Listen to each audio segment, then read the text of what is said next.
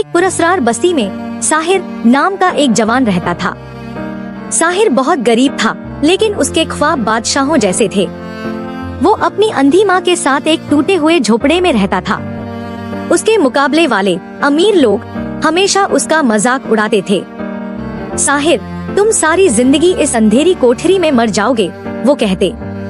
साहिर का दिल नफरत और लालच से भर गया।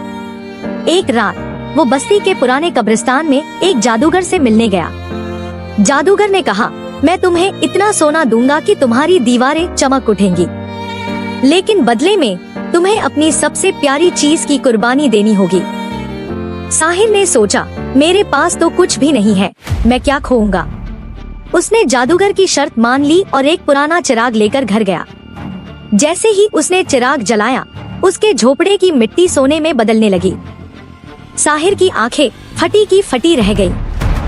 माँ, देखो हम अमीर हो गए, वो चिल्लाया। लेकिन उसकी माँ खामोश थी, वो सिर्फ दुआ कर रही थी। अगली सुबह साहिर का घर एक महल बन चुका था। पूरी बस्ती में हल्ला मच गया। लोग हैरान थे कि एक रात में इतनी दौलत कहाँ से आई। साहिर ने अपने पुराने दुश्मनों को महल से निकाल दिया। साहिर अब कीमती लिबास पहनता और बेहतरीन खाने खाता। लेकिन अजीब बात ये थी कि उसे अपनी माँ नजर नहीं आ रही थी। वो घर में हर जगह माँ को पुकारता, लेकिन उसे सिर्फ खाली कुर्सी दिखती। माँ, आप कहाँ हैं? वो चीखता। माँ की आवाज आती, बेटा, मैं तो तुम्हारे सामने खड़ी हूँ। मगर साहिर के लिए उसकी माँ गायब, इनविजिबल हो चुकी थी। ये जादूगर की वही शर्त थी, सबसे प्यारी चीज की कुर्बानी। दौलत ने उसकी आंखों से माँ का वजूद छीन लिया था। साहिर ने सोचा कि शायद ये कोई बीमारी है।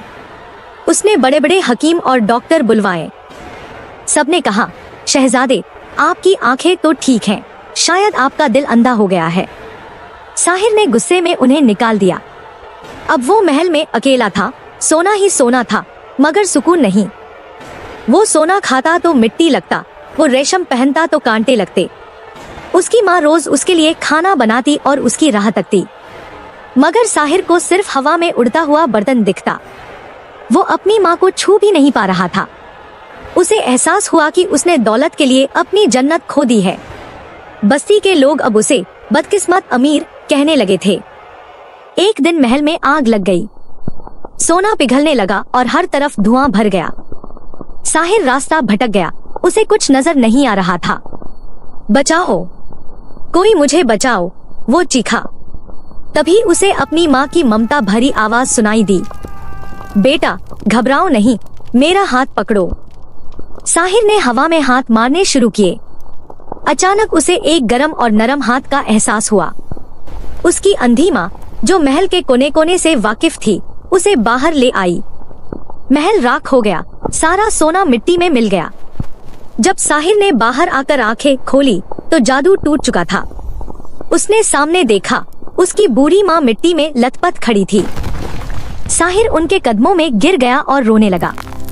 माँ, मुझे माफ कर दे, मुझे ये सोना नहीं चाहिए। माँ ने उसके सर पर हाथ रखा और कहा, बेटा, दुआ में वो ताकत है जो तकदीर बदल देती है। उसी वक्त वो जादूगर वहाँ आया। वो साहिर की तबाही पर हंसने लगा, मगर माँ की दुआ ने एक ऐसी दीवार खड़ी कर दी कि जादूगर भाग गया। साहिर ने समझ लिया कि असली दौलत सोना नहीं, माँ की दुआ है। वो दोनों फिर से अपने टूटे हुए झोपड़े में रहने लगे, मगर अब वो खुश थे। साहिर अब मेहनत करता और जो मिलता उस पर शुक्र करता। उसका झोपड़ा अब महल से ज्यादा रोशन लगता था। बस्ती के लोग अब उसका मजाक नहीं उड़ाते थे, बल्कि उससे सबक लेते थे। दौलत आनी जानी चीज है, मगर माँ बाप दोबारा नहीं मिलते, साहिर कहता। उसकी माँ की आंखों में अब भी रोशनी नहीं थी, मगर उनका दिल रोशन था। साहिर ने वादा किया कि वो कभी लालच नहीं करेगा। उसने गरीबों की मदद करना शुरू कर दी और देखते ही देखते उसकी मेहनत ने उसे फिर से अमीर बना दिया, मगर इस बार बिना किसी जादू के। ये थी कहानी उस बेटे की जिसने मिट्टी को सोना बनाया और फिर सोने को माँ पर कुर्बान कर दिया। लालच इंसान को अंधा कर देता है, लेकिन दुआ रास्ता दिखाती है। दोस्तों, उम्मीद है आपको ये कहानी पसंद आएगी। क्या आपने कभी किसी की मदद की है? हमें बताएं। अगर आप चाहते हैं कि हम आपका नाम अगली वीडियो में लें, इस वीडियो को लाइक करें और सब्सक्राइब का बटन दबाएं। अपने शहर का नाम लिखना मत भूलिएगा में टिप्पणी करें। हम हर हफ्ते 3 भाग्यशाली ग्राहकों को शाउट आउट देते हैं। क्या वीडियो को अपने दोस्तों के साथ व्हाट्सएप पर शेयर करें ताकि वो भी इस सबकामोज कहानी से कुछ सीख सकें। अगली वीडियो तक के लिए अपना और अपने घर वालों का ख्याल रखें। अल्लाह हाफिज और शुक्रिया।